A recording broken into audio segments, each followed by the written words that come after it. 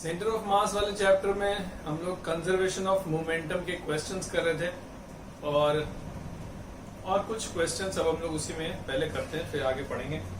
देखिए जरा, ये एक ट्रॉली है और स्मूथ हॉरिजॉन्टल सरफेस पर है, मतलब ग्राउंड से कोई फ्रिक्शन वगैरह नहीं मिलेगा। और इस पे दो आदमी खड़े हैं, एक इस एंड पे एक इस एंड पे, दो लोग हैं। एक ये आदमी हो गया और एक ये आदमी,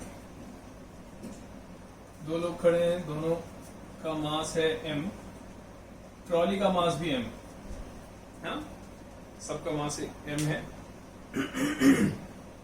पूरे सिस्टम का मास 3m हो जाएगा। अच्छा, अब होता ये है कि ये दोनों लोग जो हैं इनका नाम रख देते हैं, इसका नाम है A, इसका नाम है B। तो पहले A जंप करता है लेफ्ट साइड में, तो जब जंप करेगा तो पैर से ट्रॉली को पीछे ढकेलेगा तब ना आगे जाएगा। तो जंप करेगा तो ट्रॉली इधर जाएगी, ये इधर जाएगा, है ना। पहले A जंप करता है, ट्रॉली इधर जाने लगती है, फिर B जंप करता है ना। तो B जब इधर जंप करेगा तो ट्रॉली को फिर पीछे पुश करेगा, पीछे पुश करते हुए आगे जंप करेगा। तो दोनों लोग के जंप करने के बाद फाइनली ट्रॉली का वेलोसिटी कितना हो जाएगा बताना है। क्वेश्चन लिख दिया जाए। क्वेश्चन में लिखिए, first A jumps to the left and then B jumps to the right. पहले ये इधर कूदा, फिर बाद में ये इधर कूदा। Find final velocity of trolley, ये क्वेश्चन है। इनिशियली सब कुछ रेस्ट पे था, ऐसा दिया है क्वेश्चन में। और एक बार आप ट्राई कर लीजिए, फिर उसके बाद सोल्यूशन देखिए हम कैसे सॉल्व कर रहे हैं। देखिए जरा,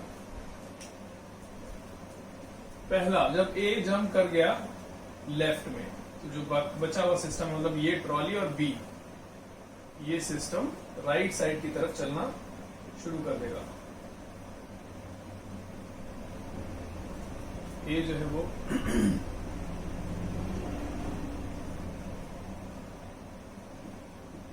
जंप कर गया, तो बाकी का सिस्टम इस डायरेक्शन में जाना शुरू कर देगा।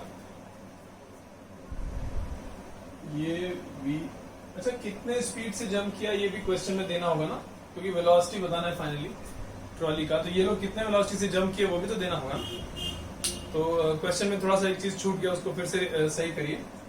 हमने पूछा था कि first A jumps to the right and then B jumps to the A jumps to the left then B jumps to the right, ऐसे बोला था ना। Find final velocity of the trolley, यहां तक लिखे थे। फुल स्टॉप करके एक और बात लिख दीजिए क्वेश्चन में ही,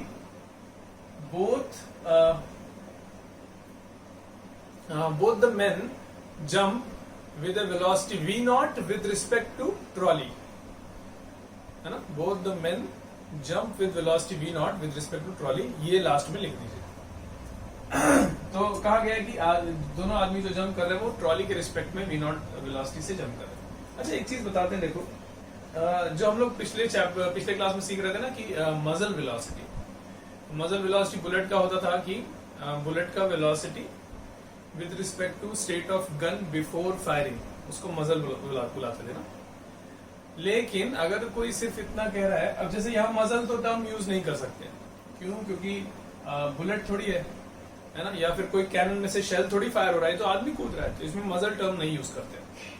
एनीवे, पॉइंट ये है कि जब ये कहा गया था ना कि आदमी ट्रॉली के रिस्पेक्ट में जंप किया v0 से, अब यहाँ पे तो ट्रॉली रेस्ट पे थी और जंप करेगा तो ट्रॉली कुछ जाने लगेगी, मान लेते हैं v1 से। तो इसका जो वेलोसिटी क्वेश्चन में दिया है v0, वो ट्रॉली की इस वाली वेलोसिटी के रिस्पेक्ट में है या इस वाली वेलोसिटी के रिस्पेक्ट में है।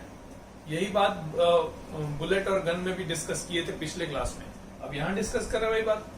तो यहाँ कैसे होगा? तो पॉइंट ये है कि देखो, ये सीखिए, जब कहा जाता है कि ट्रॉली के रिस्पेक्ट में आदमी जंप किया, तो इसका मतलब होता है ट्रॉली की फाइनल वेलोसिटी के रिस्पेक्ट में। इसका ये मतलब होता है, क्वेश्चन बोलने का ये सेंस होता है। जब कहा गया आपसे कि आदमी ट्रॉली के रिस्पेक्ट में v0 से जंप किया, तो ट्रॉली की इस वाली नहीं, इस वाली वेलोसिटी, फाइनल वाली वेलोसिटी के रिस्पेक्ट में v0 से जंप किया, ये मतलब होता है। चलिए, अच्छा तो ये, अच्छा पहले भी जब गन और बुलेट वाला भी बता दें, उसमें भी क्या था बताए थे पिछले क्लास में, फिर से याद दिलाएं। उसमें भी अगर ये कहा जाए ना कि बुलेट गन के रिस्पेक्ट में इतने से चली, तो गन की फाइनल वाली वेलोसिटी के रिस्पेक्ट में कहा गया है। इसका मतलब पहले वाली वेलोसिटी के रिस्पेक्ट में कहना होगा तो मजल टर्म यूज करेगा कि मजल वेलोसिटी बुलेट का इतना है। अगर सिर्फ इतना कहे गन के रिस्पेक्ट में बुलेट का वेलोसिटी इतना है, मतलब गन की फाइनल वेलोसिटी के रिस्पेक्ट में बुलेट का वेलोसिटी दिया है। वैसे यहाँ पे ट्रॉली के रिस्पेक्ट में आदमी का वेलोसिटी v नॉट है, तो मतलब ट्रॉली की फाइनल वाली वेलोसिटी के रिस्पेक्ट में आदमी का वेलोसिटी v नॉट है ना। पीछे की तरफ v नॉट होना चाहिए, तो कितना लिख दिया जाए, इधर की तरफ इसके रिस्पेक्ट में इसका वेलोसिटी इधर की तरफ v नॉट होना चाहिए। तो कितना आएगा ये, इधर की तरफ v नॉट माइनस v1, ऐसा कुछ। इसको एक बार लिख के बता दे रहे रिलेटिव वेलोसिटी से।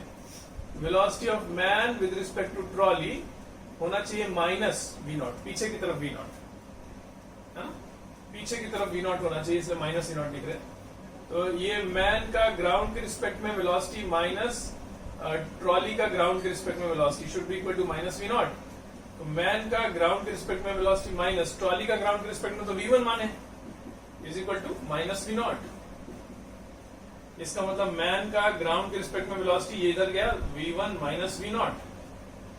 तो पीछे की तरफ कितना, इस माइनस 1 से मल्टीप्लाई करके लिखेंगे तब ना पीछे की तरफ, तो v नॉट माइनस v1 वही लिखा हुआ है।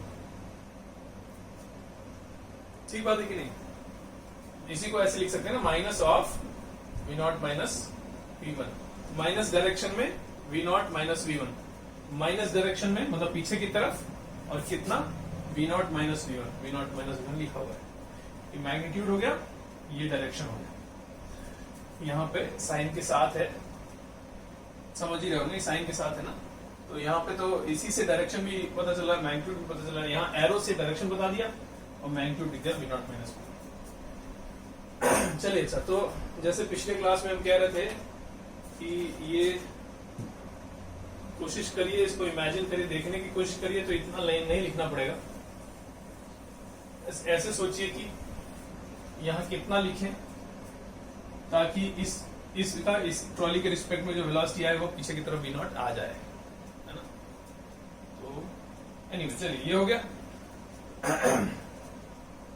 तो ये तो हो गया कि इसका वेलोसिटी v1 तो कुछ अननोन माने हैं, तो पहले v1 निकाला जाए। कैसे, मोमेंटम कंजर्वेशन लिखा जाए। तो इस समय का सिस्टम का मोमेंटम और इस समय का सिस्टम का मोमेंटम बराबर किया जाए। तो देखो कैसे कर रहे हैं। इस समय का तो सिस्टम का मोमेंटम 0 है, तीनों को सिस्टम में ले लेते हैं। इस समय का भी 0 होना चाहिए।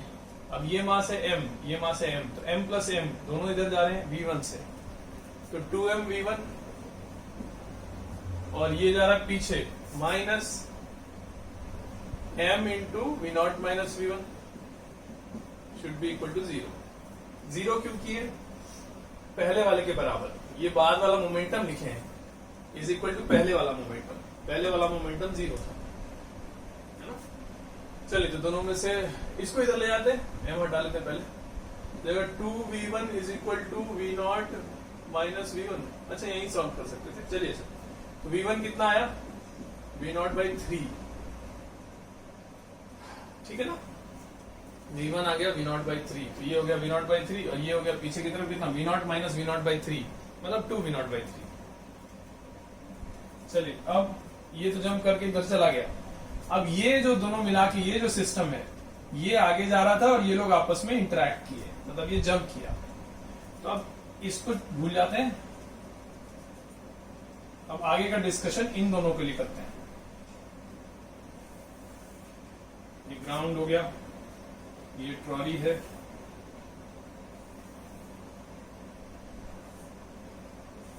और ये आदमी जंप कर गया।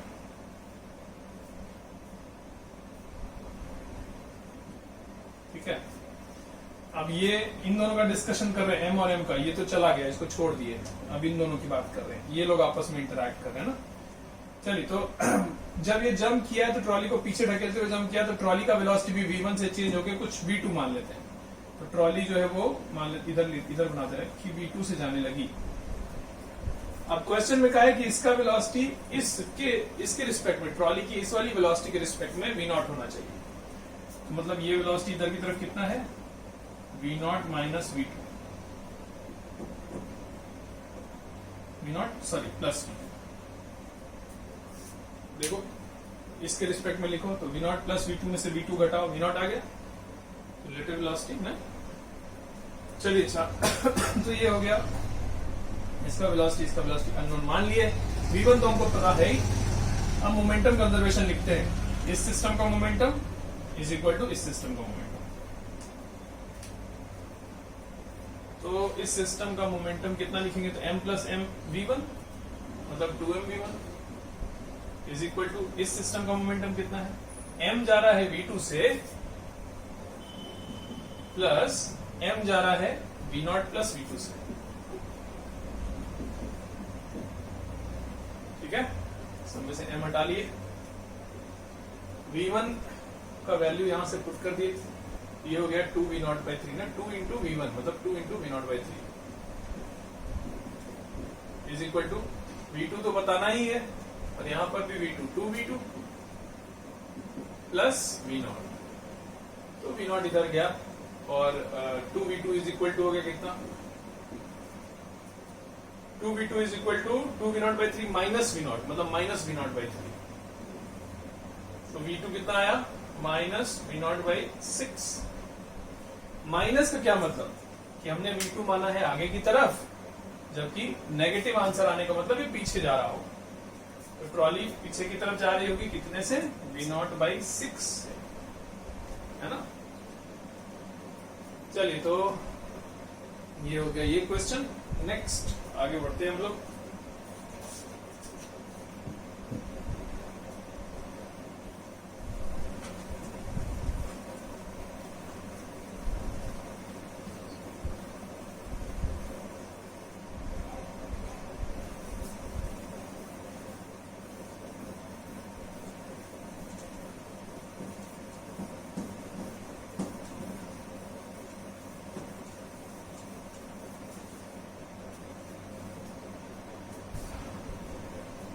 चलिए नेक्स्ट जो बात हम लोग सीखने जा रहे हैं, एक कॉन्सेप्ट पहले सीखा जाए फिर उस पर क्वेश्चंस करेंगे। हम लोग सीखने जा रहे हैं इम्पल्स के बारे में, है ना। इम्पल्स एक फिजिकल क्वांटिटी है और किसको कहते हैं इम्पल्स, पहले इस पे बात किया जाए। एक हेडिंग डालिए इम्पल्स, ठीक है, और कैपिटल जे से डिनोट करते हैं impulse. Impulse is also a vector quantity. तो किसको कहा गया इम्पल्स, है ना। तो कहा गया कि देखो कोई फोर्स अगर टी टाइम के लिए किसी बॉडी पर लगाया जाए तो उस फोर्स के जरिए कितना इम्पल्स बॉडी पे दिया गया, वो इम्पल्स होता है फोर्स इंटू टाइम, है ना।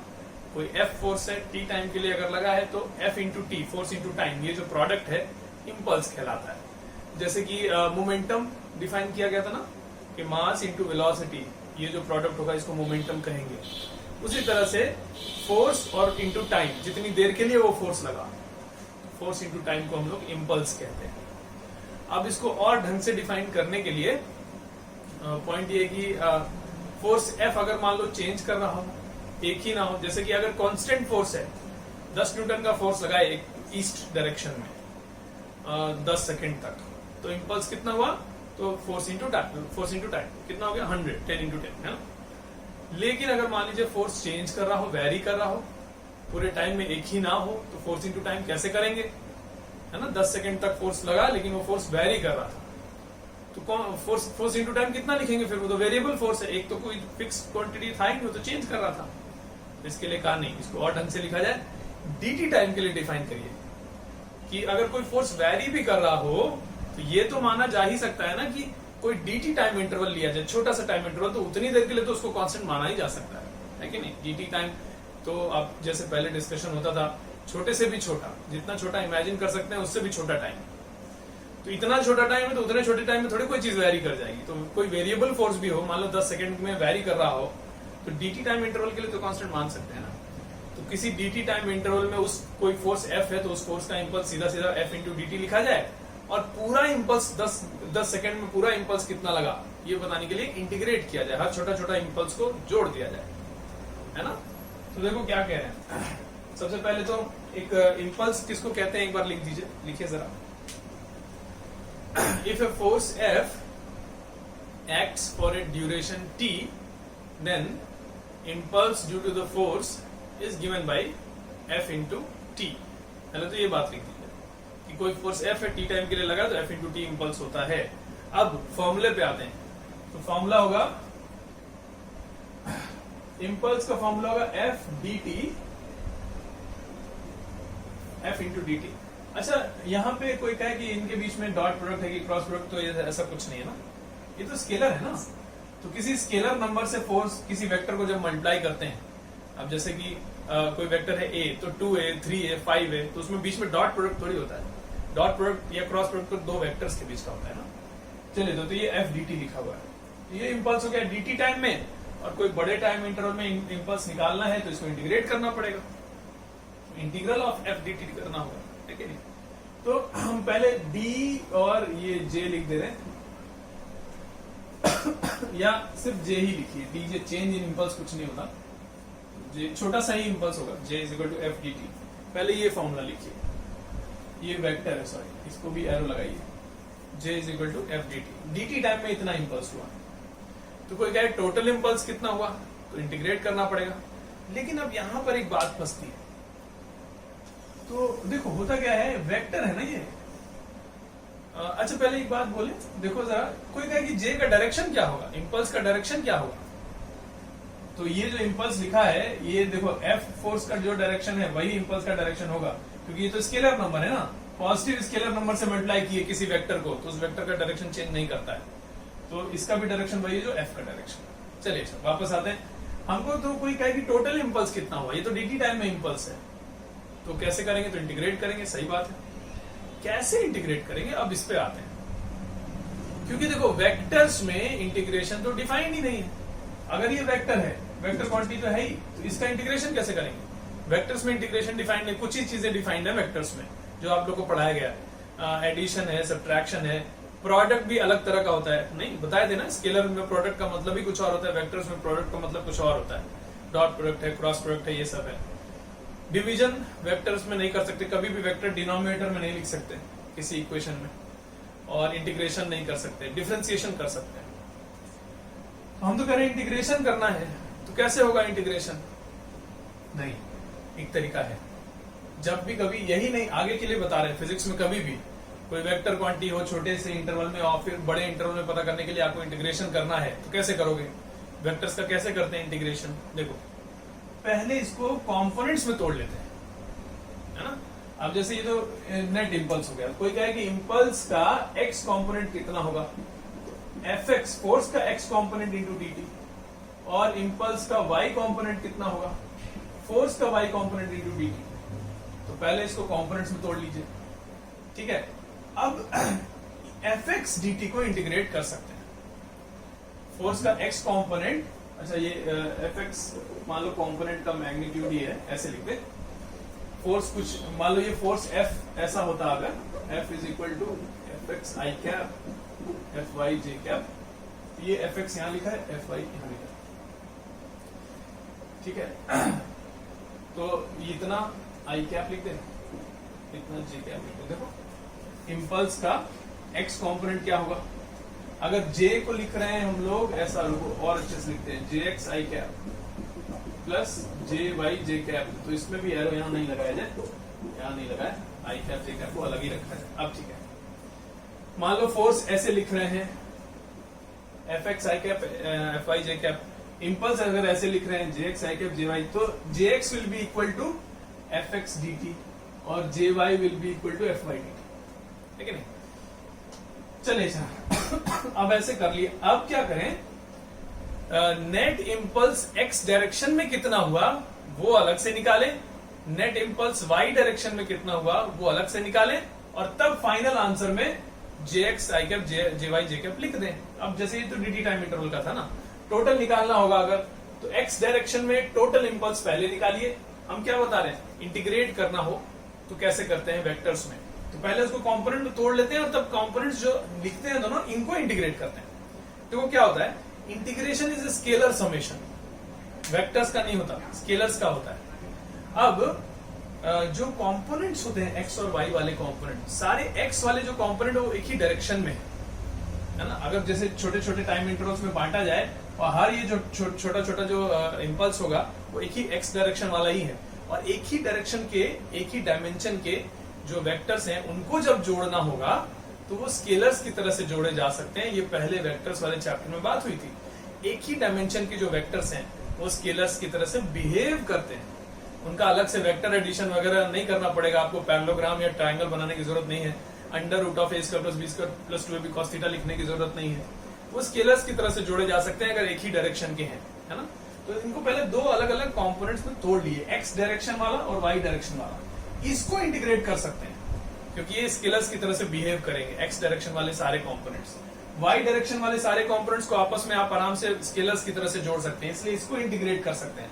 लेकिन ये पूरा चीज जो है इसको इंटीग्रेट नहीं कर सकते क्योंकि वेक्टर्स में इंटीग्रेशन डिफाइंड नहीं है। फाइनली चलिए आंसर हम फाइनल बात लिखने जा रहे हैं कि इंपल्स अगर बड़े टाइम इंटरवल में लिखना होगा, छोटे टाइम इंटरवल में ऐसे और बड़े टाइम इंटरवल में कैसे लिखेंगे। फाइनल आंसर लिख रहे हैं, देखो this will be integral of, ठीक से लिखें, integral of f x d t इतना i cap plus integral of f y d t j cap, है ना। जो भी टाइम इंटरवल में करना है वो टाइम का लिमिट यहां पुट कर दीजिए। Integral f x d t करिए i cap plus integral f y d t करिए इतना जे कैप, ये पूरा इंपल्स हो जाएगा, है ना।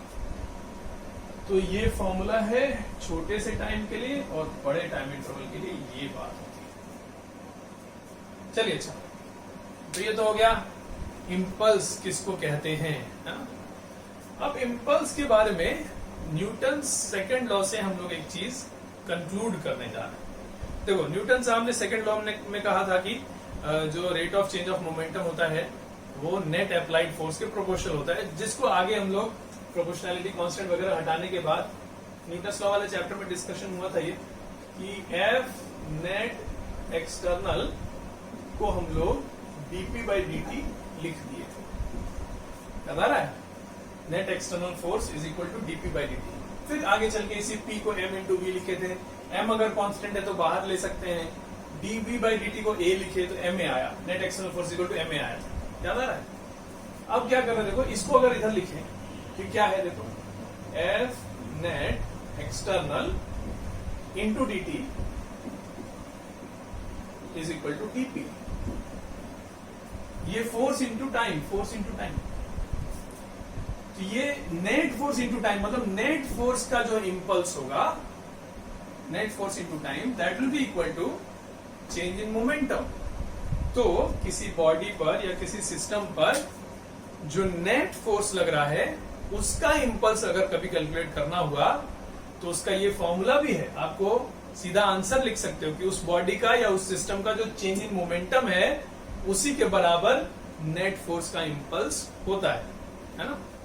एक बात यहां पे ध्यान रखा जाए कि ये फॉर्मूला हम लोग कई जगह आगे चल के यूज कर लेते हैं, इंपल्स निकालना होता है तो सीधा चेंज इन मोमेंटम लिख देते हैं। लेकिन थोड़ा सा अभी से इस बात को हमेशा के लिए याद रखा जाएगा कि ऐसे नहीं करेंगे कि सीधा सीधा कभी भी फोर्स, किसी भी फोर्स का इंपल्स लिखना है तो चेंज इन मोमेंटम नहीं, नेट फोर्स का इंपल्स ही चेंज इन मोमेंटम के बराबर होता है। जैसे कि अगर किसी बॉडी पर 3-4 फोर्सेस लग रहे हैं, F1, F2, F3, F4, तो कोई कहे F1 फोर्स का इंपल्स कितना है तो आपको इंटीग्रल ऑफ F1 dt करने की जरूरत पड़ेगी, F1 dt करना होगा। F2 का impulse will be F2 dt, F3 का impulse will be F3 dt, है ना, समझ रहे बात। लेकिन अगर कोई कहे नेट फोर्स का इंपल्स मतलब सारा का summation F1 plus F2 vector sum, net force का इंपल्स ही चेंज इन मोमेंटम के बराबर होगा। F1 का इंपल्स चेंज इन मोमेंटम के बराबर नहीं होगा, F2 का भी नहीं, नेट फोर्स का इंपल्स ही हमेशा चेंज इन मोमेंटम के बराबर लिखना, नहीं तो गड़बड़ हो जाएगा, गलत हो जाएगा। नहीं बात समझ में आ रही? चलिए अच्छा, तो हम लोग ये सीखे कि इस बात को नीचे नोट करके लिखा जाए, impulse due to net force acting on the system is equal to change in momentum of the system, है ना। नेट फोर्स का इंपल्स ही चेंज इन मोमेंटम के बराबर होता है। ठीक है, चलिए ये बात को लेते हुए अब आगे बढ़ते हैं।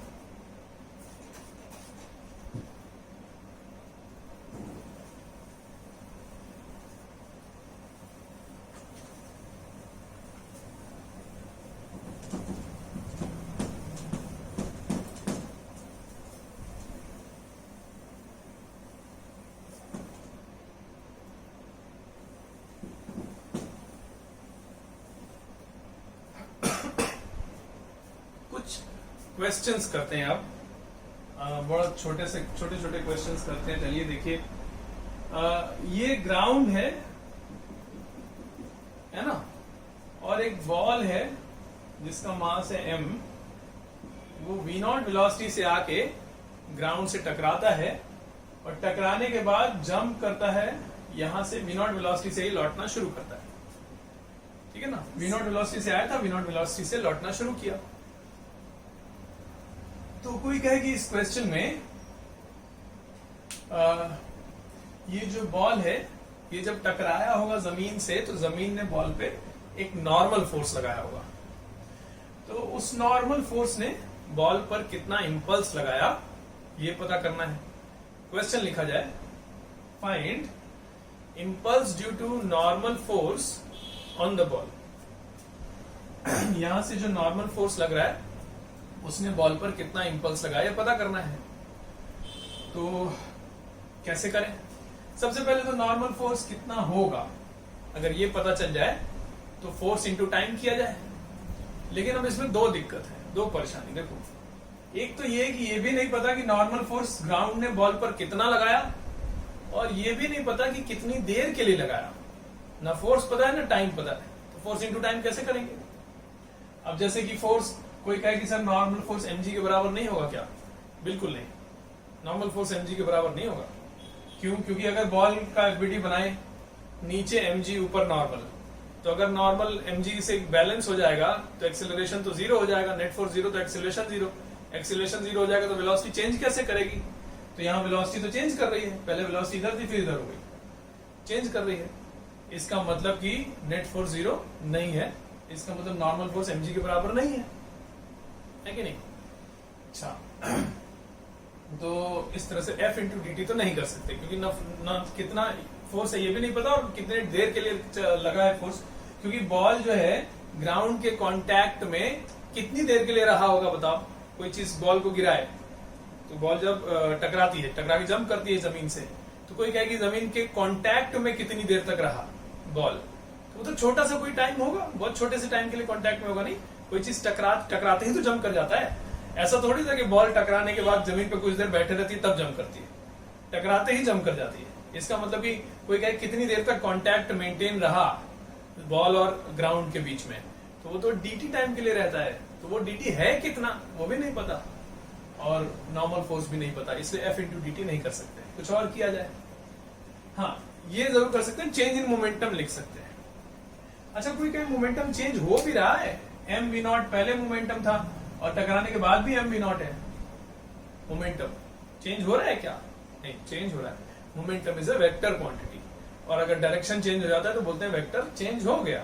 पहले था मोमेंटम नीचे की तरफ और टकराने के बाद हो गया ऊपर की तरफ। तो momentum is a vector quantity ना, वेलोसिटी का जो डायरेक्शन होता है वही मोमेंटम का डायरेक्शन होता है।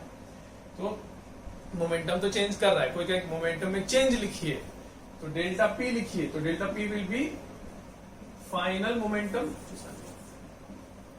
Momentum minus initial momentum. Final momentum जैसे कि मान लीजिए ऊपर को पॉजिटिव डायरेक्शन लेते हुए अगर लिखें, तो फाइनल मोमेंटम कितना हो गया? प्लस mv0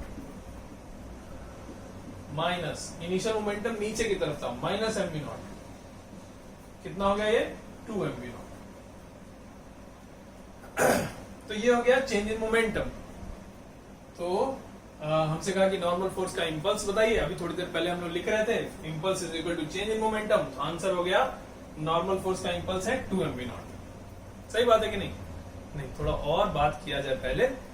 आंसर वैसे सही है, लेकिन थोड़ा और बात करने की जरूरत है।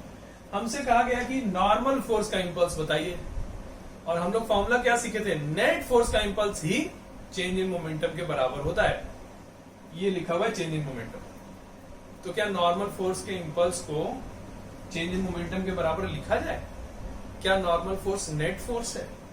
जब बॉल जमीन के कांटेक्ट में आएगी तो नीचे की तरफ mg है, ऊपर की तरफ नॉर्मल, तो क्या नॉर्मल फोर्स नेट फोर्स है? नहीं, नेट फोर्स तो ये दोनों मिला, ये माइनस ये होगा। नॉर्मल कहाँ नेट फोर्स है? mg भी तो है। तो देखो कैसे लिख सकते हैं, नेट फोर्स का इंपल्स मतलब ऊपर की तरफ n, नीचे की तरफ n, mg dt। Net force का इंपल्स फोर्स इंटू टाइम किए और इंटीग्रेट किए, एक ही डायरेक्शन में ना तो स्केलर समेशन कर सकते हैं, इंटीग्रेशन कर सकते हैं। Is equal to change in momentum, मतलब कितना 2mv0, चेंज इन मोमेंटम के बराबर किए नेट फोर्स का इम्पल्स। ये ठीक लिखा हुआ है। अच्छा इसको आगे लिखें, integral of N D T minus integral of M G T is equal to 2mv0। हमसे पूछा गया ये नॉर्मल का इम्पल्स, लेकिन नॉर्मल का इम्पल्स जो है अभी कहाँ मिला, अभी तो ये भी तो है, ये नहीं पता हमको। हाँ लेकिन देखो क्या है, जो टाइम इंटरवल है dt जो लिखा है वो क्या है, जितनी देर तक बॉल जमीन के कांटेक्ट में रहा वो बहुत छोटा होता है, इसलिए dt लिखे। ये टाइम इंटरवल बहुत छोटा है, टेंडिंग टू 0, और mg is a finite number, finite quantity. Finite का मतलब जैसे मास अगर 1 हुआ तो ये 10 लिखा हुआ है, मास अगर 2 हुआ तो ये 20 लिखा हुआ है। तो जो भी मास है उसके करस्पॉन्डिंग mg का वैल्यू कुछ फाइनाइट होगा, इनफाइनाइट तो नहीं हो सकता। तो ये थोड़ी कहेगा इनफाइनाइट मास का बॉल था वो, ऐसा थोड़ी होता है। तो मास तो कोई फाइनाइट ही है, तो mg तो कोई फाइनाइट नंबर है, 10, 20, 50, 100 ऐसा कुछ होगा। इनटू dt किए हैं, dt इज इनफाइनाइटली स्मॉल, तो किसी फाइनाइट नंबर को जब इनफाइनाइटली स्मॉल नंबर से मल्टीप्लाई करते हैं तो ये जो प्रोडक्ट होता है ये टेंडिंग टू 0 हो जाता है। अच्छा इस इंटीग्रेशन से घबराने की जरूरत नहीं है, ये इंटीग्रेशन भी तो बहुत छोटे समय के लिए हुआ है, जब तक बॉल कांटेक्ट में रहा। एक्चुअली हमको इंटीग्रेशन लिखना भी नहीं चाहिए, dt टाइम के लिए तो कांटेक्ट में रहा, तो बड़े टाइम इंटरवल के लिए होता है तब ना इंटीग्रेशन करना पड़ता है। तो इंटीग्रेशन हम मोटा भी दे रहे हैं यहाँ से। अभी थोड़ी देर पहले फॉर्मूला सीखे थे ना कि बड़े टाइम इंटरवल में करना होगा तब इंटीग्रेट करना पड़ेगा, ये तो छोटे से टाइम इंटरवल की बात ही हो रही है, कॉन्टैक्ट ही रहा dt टाइम के लिए बस। तो dt टाइम में ये चीज है। अब ये finite into infinitely small number, ये प्रोडक्ट तो टेंडिंग टू 0 हो गया। अगर ये चीज टेंडिंग टू 0 है तो इसका मतलब एन डी टी ही अकेले इसके बराबर है। अच्छा mv0 कोई छोटा नंबर नहीं है, mv0 तो फाइनाइट नंबर है, 2mv0 जो लिखा हुआ है। जैसे मान लो कि 1 मीटर पर सेकंड से 1 kg का बॉल जा रहा था और लौटा, तो m इंटू v0, मास है 1 kg और v0 है 1, तो ये कितना लिखा हुआ है, ये तो 2 लिखा हुआ है ना, m इंटू v0 इंटू 2, ये तो 2 लिखा हुआ है ना, 2 इज अ फाइनाइट नंबर, ये इनफाइनाइटली स्मॉल है, इसका मतलब ये अकेले ही इसके बराबर है। तो अगर ये टेंडिंग टू 0 है इसलिए एन डी टी को 2mv0 के बराबर लिख सकते हैं, जो कि पूछा गया था, यही हमारा आंसर है कि नॉर्मल फोर्स का इंपल्स बताइए, तो इतना आंसर है 2mv0। इस कहानी से एक चीज सीखना है हम लोगों को। एक्चुअली ये क्वेश्चन ये सब करा रहे थे हम इसीलिए क्योंकि एक बात आपको समझानी थी। वो बात क्या है कि कोलिजन्स में जनरली जो टाइम इंटरवल होता है वो बहुत छोटा होता है, छोटे से टाइम के लिए कोलिजन होता है। अब जैसे बैट से बॉल को मारा गया तो जो बॉल है वो बैट के कांटेक्ट में बहुत छोटे से टाइम इंटरवल के लिए ही रहती है, dt टाइम इंटरवल के लिए। तो बहुत छोटे से टाइम इंटरवल्स की जब बात हो रही होती है तो इतने छोटे से dt टाइम इंटरवल में जो फाइनाइट फोर्सेस होते हैं वो मोमेंटम में कोई चेंज नहीं ला पाते हैं। मतलब फाइनाइट फोर्सेस का इंपल्स 0 होता है कब, dt टाइम इंटरवल में। अब जैसे इस क्वेश्चन में फाइनाइट फोर्स कौन सा है, mg, mg is a finite force, नहीं फाइनाइट है ना, जैसे 10, 20, 50 ऐसा कुछ होगा उसका वैल्यू। तो finite forces dt time interval में फाइनाइट फोर्सेस का इंपल्स हमेशा 0 होता है, क्योंकि फोर्स इंटू dt 0 हो जाएगा, जैसा यहां हमने कर दिया। हाँ, जो नॉर्मल फोर्स है ये कोई फाइनाइट फोर्स नहीं है इस समय कोलिजन के दौरान। कोलिजन के दौरान बॉडीज एक दूसरे पे जो नॉर्मल फोर्स लगा रही होती हैं, यहां पर जैसे ये नॉर्मल जो लिखा है, ये कोई फाइनाइट फोर्स नहीं है, ये बहुत बड़ा फोर्स होता है। सोचो एक बात सोचो, ये वेलोसिटी v0 नीचे की तरफ थी, ऊपर हो गई, वेलोसिटी चेंज की कितने से, change in velocity is 2v0, नहीं नीचे जा रहा था ऊपर जा, जैसे ये चीज लिखी थी मोमेंटम में change in velocity is 2v0, कितनी देर में, dt टाइम में। तो अगर dt टाइम में वेलोसिटी में 2v0 का चेंज लाना है तो rate of change of velocity कितना हुआ, 2v0 upon dt, 2v0 upon dt is tending to infinite, नीचे में dt लिखा हुआ है, ऊपर तो 2v0 फाइनाइट है, नीचे में dt, तो rate of change of velocity is tending to infinite, मतलब acceleration is tending to infinite. इसका मतलब कि force is tending to infinite. कौन सा? नॉर्मल फोर्स जो लग रहा है। तो नॉर्मल फोर्स जो लगेगा इस दौरान वो इन्फिनाइट को टेंड करे, मतलब बहुत बड़ा फोर्स होगा, है ना। और जनरली यही होता है कोलिजन्स के दौरान आपस में जो नॉर्मल फोर्स बॉडी लगा रही होती है एक दूसरे पे, क्योंकि कोलिजन्स बहुत छोटे समय के लिए होते हैं, इसलिए आपस में जो फोर्स लग रहा होता है नॉर्मल फोर्स वो बहुत बड़ा होता है। कोई अगर कहे इसका कैसा दिखता होगा graph, normal force versus time graph. मान लो t is equal to T0 पे कोलिजन हुआ, ये बॉल आ रही थी ऊपर से और पहुंची ग्राउंड पर कब? t is equal to T0 पर। तो जब तक बॉल हवा में थी, ऊपर से जब आ रही थी नीचे की तरफ, तब तक तो बॉल और ग्राउंड के बीच का नॉर्मल प्लॉट कर रहे हैं ना, 0 था। कोलिजन कितनी देर के लिए हुआ?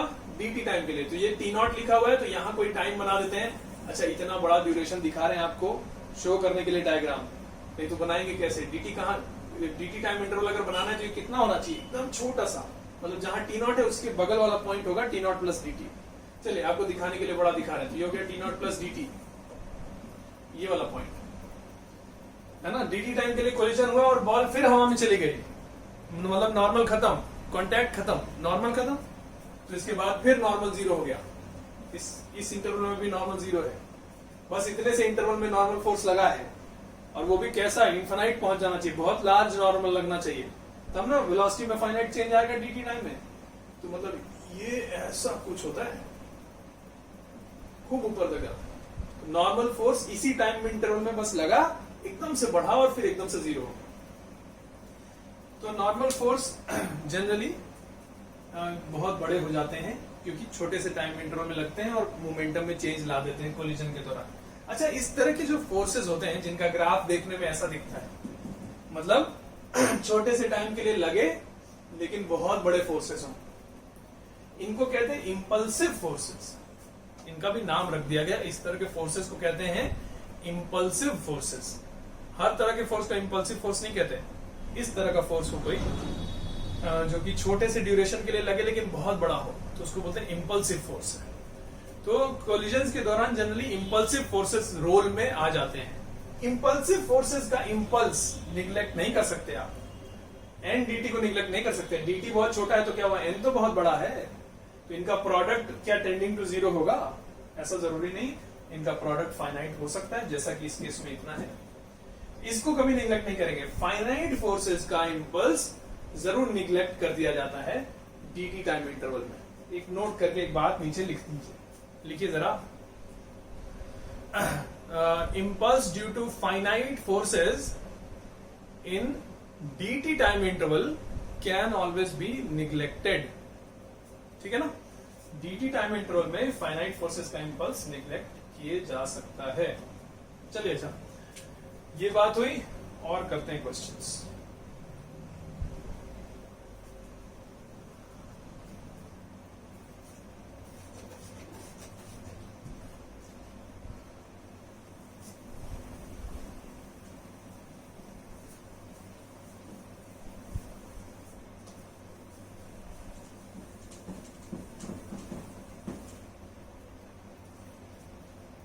देखिए, ये ग्राउंड है, यहां से एक बॉल को ड्रॉप किए, ठीक है, h हाइट से रेस्ट से ड्रॉप कर दिए, बॉल का मास है m। तो हम लोग सीखे थे कि जब ये ग्राउंड तक पहुंचेगा तो यहां से यहां तक आने में वेलोसिटी कितना गेन कर लेगा, काइनेमेटिक्स में सीखे थे ना। वेलोसिटी इसका हो जाता था v0 is equal to under root of 2gh, और टाइम यहां से यहां तक आने में लगता था अंडर रूट ऑफ 2h/g, है ना। ये सब बातें काइनेमेटिक्स में हम लोग ये सब सीखे थे। चलिए, ये पता है आपको। और यहां से क्वेश्चन देखो कैसा है। क्वेश्चन में दिया है कि ये जब गिरता है यहां से, यहां के ग्राउंड से टकरा के जंप करता है, और हर बार जब ग्राउंड से टकराता है तो कुछ कुछ एनर्जी लॉस होते रहती है। होता है ना ऐसा, जब कोलिजन होगा, मान लो ग्राउंड से टकराया ये बॉल जाके, तो कुछ साउंड प्रोड्यूस होगा, कुछ हीट प्रोड्यूस होगा, कुछ न कुछ सराउंडिंग को लॉस हो जाएगा एनर्जी। तो कुछ कुछ एनर्जी लॉस हो रही, मतलब यहां से गिराएंगे टप्पा खा के, जब ऊपर जाएगा तो वापस इतना हाइट तक नहीं जाएगा, थोड़ा कम ही तक जाएगा। क्वेश्चन एक बार लिख दीजिए। क्वेश्चन में देखो कैसे इस बात को कहा है। क्वेश्चन लिखिए, on each collision the ball loses half of its speed, full stop. कहने का मतलब कि पहला जैसे कोलिजन हुआ, v0 स्पीड से आया था, तो जब यहां से टकरा के लौटना शुरू करेगा तो v0/2 से लौटना शुरू करेगा। फिर जब अगली बार आएगा तो v0/2 से आएगा, टकराने के बाद v0/4 से लौटना शुरू करेगा। फिर v0/4 से आएगा, v0/8 से लौटना शुरू करेगा, मतलब हर बार आधा होते जाएगा। ठीक है कि नहीं? तो क्वेश्चन में आपने लिखा कि on each collision the ball loses half of its speed, अपना आधा स्पीड लूज कर देता है, खत्म हो जाता है, हीट वगैरह के फॉर्म में लॉस हो जाता है, टकरा के जम कर। इस तरह के कोलिजन हो रहे हैं। चलिए क्वेश्चन में पहला पार्ट्स लिखेंगे बहुत सारे। पहला पार्ट लिखिए, find impulse due to gravity in the time interval from the start of motion till the first collision, full stop. जब से मोशन शुरू हुआ वहां से लेके पहला कोलिजन, तो यहां से यहां तक आते वक्त ग्रेविटी का इंपल्स बताना है, इतनी देर में कितना। तो ग्रेविटी का इंपल्स कैसे बताएं?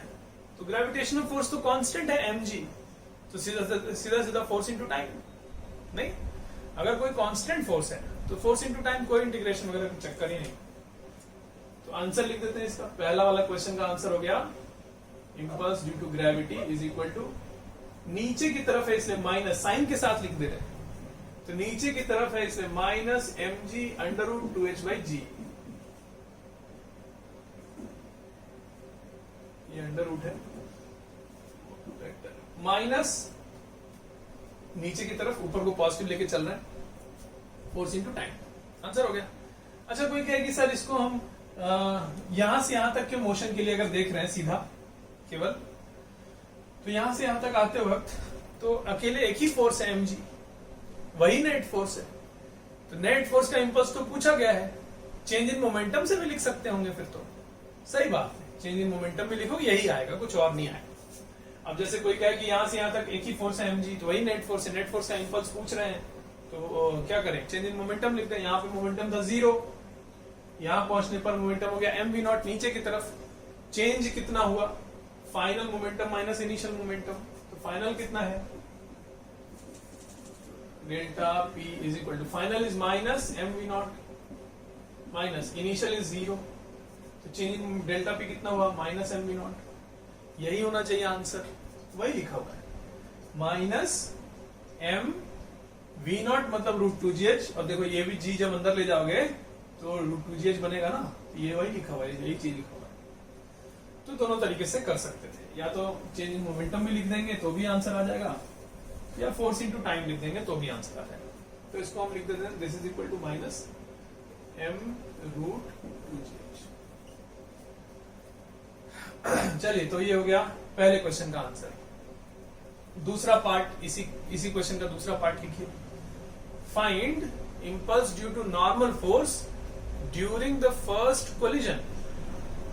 पहले कोलिजन के दौरान नॉर्मल फोर्स का इंपल्स बताना है।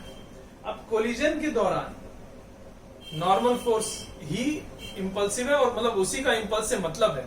कोलिजन के दौरान तो ग्रेविटेशनल फोर्स का इंपल्स को निग्लेक्ट किया जाएगा, अभी बात हो रही थी ना, क्योंकि कोलिजन के दौरान कितना टाइम इंटरवल है? dt टाइम इंटरवल तक कोलिजन होता रहेगा ना, कांटेक्ट में रहेगा, तो उतने छोटे से टाइम में ग्रेविटी का इंपल्स को तो वैसे भी निग्लेक्ट करना है। तो चलिए, तो नॉर्मल फोर्स ही नेट फोर्स है कोलिजन के दौरान, क्योंकि mg का इंपल्स निग्लेक्ट कर दिए, तो उसी का इंपल्स पूछा, चेंज इन मोमेंटम लिख दीजिए, आंसर आ जाएगा। v0 से आया था और क्वेश्चन में जैसा कहा है कि v0/2 से जंप किया, तो डेल्टा p पहले लिखते हैं, मोमेंटम में चेंज कितना हुआ? फाइनल माइनस इनिशियल, तो फाइनल कितना है? mv0/2 माइनस इनिशियल कितना है? माइनस mv0, कितना हो गया ये? 3/2 mv0। ठीक है ना, 1 + 1/2, यही आंसर हो गया। ndt नॉर्मल फोर्स का इंपल्स यही हो गया, 3/2 mv0 पहले कोलिजन के दौरान। 2 क्वेश्चंस हो गए। तीसरा लिखिए, find impulse due to gravitational force in the time interval between first and second collisions. पहले और दूसरे कोलिजन के बीच का जो टाइम इंटरवल है, इस टाइम इंटरवल में ग्रेविटेशनल फोर्स का इंपल्स बताना है. तो देखो कैसे लिख सकते हैं, दो रास्ते हैं. पहला कोलिजन जब हुआ तो ये v0/2 से जंप करना शुरू किया, और फिर जब वापस आएगा v0/2 से अगर जंप कर रहा है वापस यहां आएगा तो v0/2 से ही आएगा ना. ये बताने की जरूरत थोड़ी है, ये तो आपको पता है. बहुत सारे रीजंस है, या एक एनर्जी वाला रीजन सोचो, यहां से ये जो जितने से फेंकते उतने से लौटता है ना, एनर्जी कंजर्वेशन, काइनेटिक एनर्जी से. चलिए, तो ये पहला कोलिजन के बाद से लेके सेकंड कोलिजन तक, मतलब ये जो टाइम है, ये जाके आने वाला टाइम, इतनी देर में ग्रेविटी का इंपल्स बताना है. दो रास्ते, एक तो ये कि फोर्स इनटू टाइम लिख दें, ग्रेविटेशनल फोर्स है नीचे की तरफ mg, कांस्टेंट फोर्स है, टाइम लिख दिया जाए. टाइम ऑफ लाइट होता है 2u वर्टिकल बाई g, तो 2 इंटू v0/2 बाई g हो जाएगा. या चेंज इन मोमेंटम लिख दें. चेंज इन मोमेंटम लिख के बता रहे हैं हम. देखो चेंज इन मोमेंटम से क्यों लिख दे रहे हैं आंसर, पहले एक बार सोच लो क्यों. क्योंकि नेट फोर्स का इंपल्स चेंज इन मोमेंटम होता है ना, और इस दौरान जब ये ऐसे यहां से यहां तक के मोशन में mg ही नेट फोर्स है कि नहीं. तो चेंज इन मोमेंटम लिख देंगे तो आंसर आ जाएगा. दोनों रास्ते से आप सेम आएगा, देख भी सकते हैं करके. हम देखो लिख रहे हैं आंसर. फाइनल मोमेंटम हो गया कितना, ये वाला minus mv0/2, sorry minus mv0/2 minus initial momentum कितना है, प्लस mv0, ये mv0/2 ना, ये वाला, ये कितना हो गया माइनस mv0, ये दोनों मिला के यही आंसर हो गया ग्रेविटी का इंपल्स. 3 क्वेश्चंस हो गए. अच्छा, फोर्थ पार्ट, इसी क्वेश्चन का फोर्थ पार्ट लिखिए जरा. Find total number of collisions. Find total number of collision, total कितने बार कोलिजन होगा ये पता करना. एक बार सोचिए क्या होना चाहिए, फिर हम बता रहे हैं. देखो कैसे करेंगे. टोटल नंबर ऑफ कोलिजन्स मतलब कितने कोलिजन्स होने के बाद अब और कोलिजन्स नहीं होंगे, यही ना. मान लो टोटल नंबर ऑफ कोलिजन्स कोई कहे कि अगर 50 है, तो इसका मतलब 50 कोलिजन्स होने के बाद और कोलिजन्स नहीं होंगे, तब ना कहेंगे टोटल नंबर ऑफ कोलिजन्स 50 है ना. अच्छा, तो हम कह रहे हैं कि मान ले टोटल नंबर ऑफ कोलिजन्स है n, तो इसका मतलब n number of times collide करने के बाद अब कोलिजन नहीं होगा. क्यों नहीं होगा, क्यों नहीं होगा? इसका मतलब कि n नंबर ऑफ कोलिजन्स के बाद वेलोसिटी 0 हो जानी चाहिए. ये बात सही है कि नहीं. अगर वेलोसिटी 0 नहीं हुई, कुछ वेलोसिटी बची है, तो उछलेगा, फिर कोलाइड करेगा. तो अगर हम कह रहे हैं नहीं अब इसके बाद कोलिजन नहीं होगा, तो इसका मतलब n कोलिजन्स के बाद अगर कोलिजन नहीं होना है तो n कोलिजन्स के बाद वेलोसिटी 0 हो जानी चाहिए. फाइनल वेलोसिटी 0 हो जानी चाहिए, रुक जाना चाहिए, नहीं तो जंप करेगा तो और कोलिजन्स तो हो ही जाएंगे. चलिए, अच्छा, तो हमने माना कि n नंबर ऑफ कोलिजन्स है टोटल. पहले कोलिजन के बाद वेलोसिटी कितना हो गया था, v0/2 पहले कोलिजन के बाद. दूसरे कोलिजन के बाद वेलोसिटी हो गया था v0/4. तीसरे कोलिजन के बाद वेलोसिटी हो गया था v0/8. तो n नंबर ऑफ कोलिजन्स के बाद वेलोसिटी कितना हो जाएगा, v0 देखो कैसे लिख रहे हैं, v0/2 पावर n. देखो सही है कि नहीं. v0/2 power 1, v0/2 power 2, v0/2 power 3. तो n के बाद v0/2 पावर n हो जाएगा वेलोसिटी. और हम चाहते हैं n नंबर ऑफ कोलिजन्स के बाद जो वेलोसिटी है वो 0 हो जाए, मतलब ये चीज 0 होना चाहिए. v0/2 पावर n 0 होना चाहिए. ये चीज 0 होने के लिए ये तो चलो v0 तो कोई फाइनाइट नंबर है, किसी फाइनाइट नंबर को किस चीज से डिवाइड करें कि आंसर 0 आए, इन्फिनाइटली लार्ज नंबर से डिवाइड करना होगा. बात सही है कि नहीं. मतलब ये चीज टेंडिंग टू इन्फिनाइट होना चाहिए. 2 पावर n जो है वो टेंडिंग टू इन्फिनिटी होना चाहिए, तब ना ये अपॉन ये करने पर 0 आएगा. Finite number upon infinitely large number, तब ना टेंडिंग टू 0 आएगा. 2 power n should be tending to infinite, मतलब n should be tending to infinite. 2 power n infinity को टेंड करना चाहिए, इसका मतलब कि n इंफिनिटी को टेंड करना चाहिए।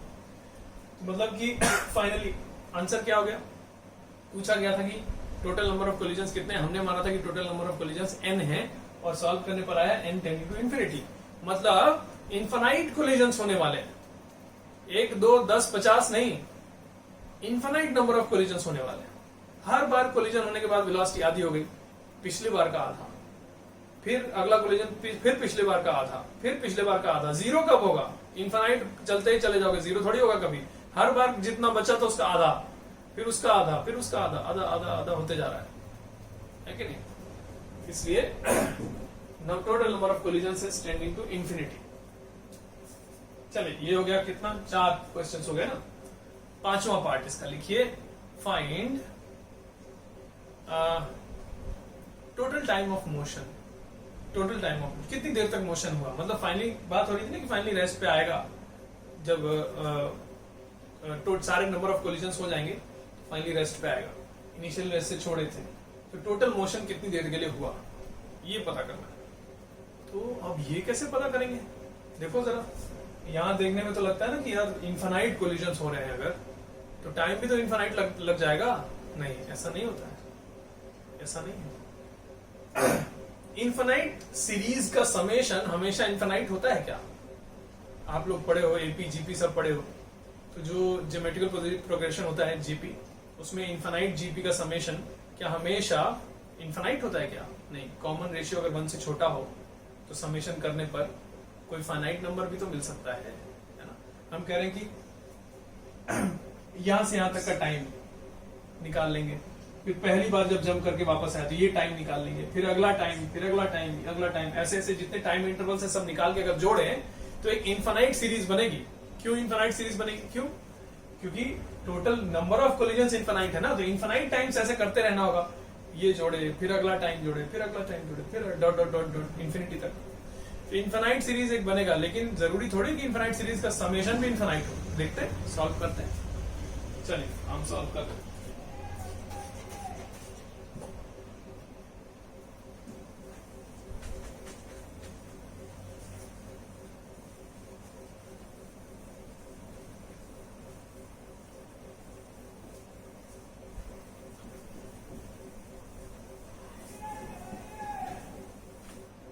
चलिए देखिए, यहां से यहां तक आने में टाइम लगा होगा under root of 2h/g। Total time लिखा है, पहले ये टाइम लिख दिए, प्लस ये यहां से यहां तक जाके लौटने में टाइम 2u वर्टिकल बाई जी, ऊपर फेंके हैं ना, तो 2 इंटू v0/2 u वर्टिकल है, v0/2/g प्लस, अब जब यहां के बाद दोबारा जंप करेगा, इसके बाद टकराने के बाद, तो v0/4 से ना जंप करेगा। अगला टाइम कितना होगा फ्लाइट का, 2 into v0/4/g plus 2 into v0/8/g, infinite terms है कि नहीं। तो ये कितना हुआ, this is equal to under root of 2h/g तो लिखा ही हुआ है, प्लस इसमें से 2 इंटू v0/2 कॉमन ले लें, बाई जी, 2 कैंसिल, मतलब v0/g कॉमन ले लिया, ठीक है कि नहीं। तो कितना बचा, ये तो 1 है, plus 1/2 plus 1/4 plus infinite terms, ठीक है। This is equal to under root of 2h/g plus v0, तो यहाँ इतना है ना, पुट कर दिया जाएगा फाइनली, अभी लिख देते हैं ऐसे v0/g। अब ये जो सीरीज है जीपी है, 1 + 1/2 + 1/4 ऐसे है, तो अगर जीपी है जिसका कॉमन रेशियो 1/2 है, इनफाइनाइट सीरीज है जिसका समेशन का फॉर्मूला होता है ना a/1 - r, तो ये पहला टर्म है 1/1 minus common ratio is 1/2। GP का समेशन का फॉर्मूला लिखे हैं ना, this is equal to under root of 2h/g plus, अब लिख दिया जाए इसको, v0 है under root of 2gh upon g times, ये कितना है 1/2 मतलब 2, तो ये कितना हो गया, दिस इज इक्वल टू इसको भी जी को भी अंदर ले जाए ना, तो ये चीज लिखा हुआ है under root of 2h by g, common ले लेगा, ये 2 + 1 3 times under root of 2h by g, ठीक है कि नहीं। ये 2√2h बाई जी दोनों में से कॉमन लेके 2 और +1 3 टाइम्स, ये आंसर हो गया टोटल टाइम इतना फाइनाइट आ रहा है। तो चलिए अच्छा, हर बार अगला टाइम इंटरवल छोटा भी तो होते जा रहा है ना, इसलिए पहला टाइम इंटरवल जितना था, फिर अगला टाइम कम स्पीड से जम किया जल्दी आएगा, फिर अगला टाइम इंटरवल छोटा और छोटा और छोटा और छोटा, तो इनफाइनाइट सीरीज होने के बावजूद समेशन फाइनाइट आ रहा है। चलिए अच्छा, तो ये हो गया टोटल टाइम। इसमें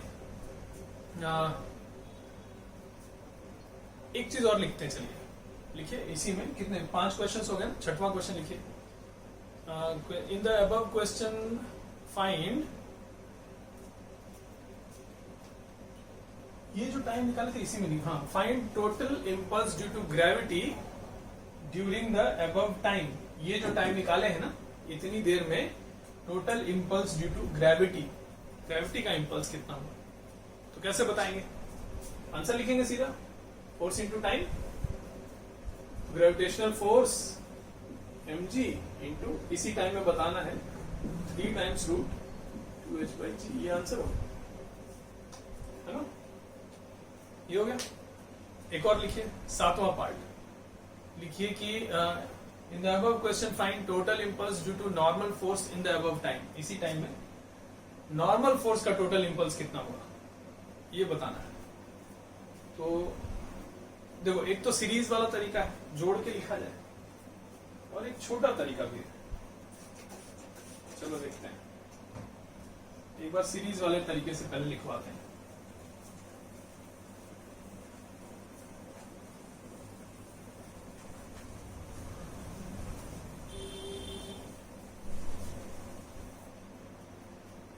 पहला जब कोलिजन हुआ तो नॉर्मल फोर्स का इंपल्स हम लोग निकाले थे, कितना आया था, चेंज इन मोमेंटम से निकाले थे ना, तो आया था कितना, ऊपर की तरफ है mv0 माइनस नीचे की तरफ 3/2 mv0 आया था ना, 3/2 mv0 पहले कोलिजन में इतना इंपल्स हुआ नॉर्मल का, नहीं, mv0/2 माइनस mv0 मतलब प्लस mv0 हो जाएगा, mv0 प्लस mv0/2 3/2, फिर प्लस दूसरे कोलिजन में नॉर्मल फोर्स का इंपल्स कितना हुआ, दूसरे कोलिजन में आया था इतने से, लौटा है इतने से, तो चेंज इन मोमेंटम कितना होगा, देखो फाइनल मोमेंटम हो गया mv0/4, इनिशियल नीचे की तरफ है mv0/2, तो माइनस mv0/2, कितना हो गया ये mv0/2 3/4 mv0 है ना, 1 है ना, 1/2 प्लस 1/4 3/4 mv0, लिख दें यहीं ऊपर, लिख दें जहां लिख रहे 3/4 mv0, फिर उसके बाद वाले में लिखोगे तो आएगा 3/8 mv0 and so on, infinite terms है, इनफाइनाइट कोलिजन है एक्चुअली। तो नॉर्मल फोर्स का टोटल इंपल्स कितना हुआ, 3/2 mv0 कॉमन ले लिए, ब्रैकेट के अंदर क्या बचा, 1 plus 1/2 plus 1/4 and so on, infinite terms, GP है, अभी लिखे थे इसका समेशन, ब्रैकेट के अंदर कितना आया ये 1/1 माइनस 1/2, मतलब कि 2 टाइम्स, ये 2 और 2 कैंसिल, 3 mv0,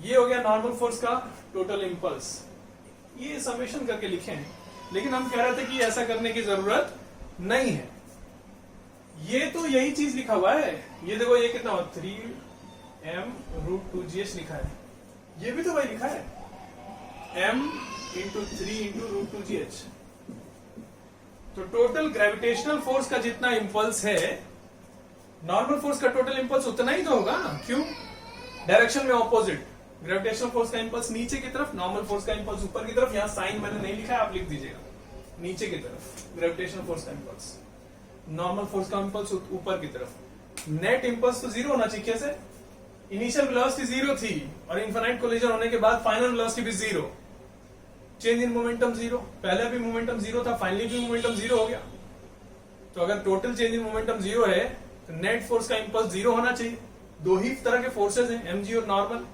तो टोटल एमजी का इम्पल्स और टोटल नॉर्मल का इम्पल्स मिला के 0 होना चाहिए ना।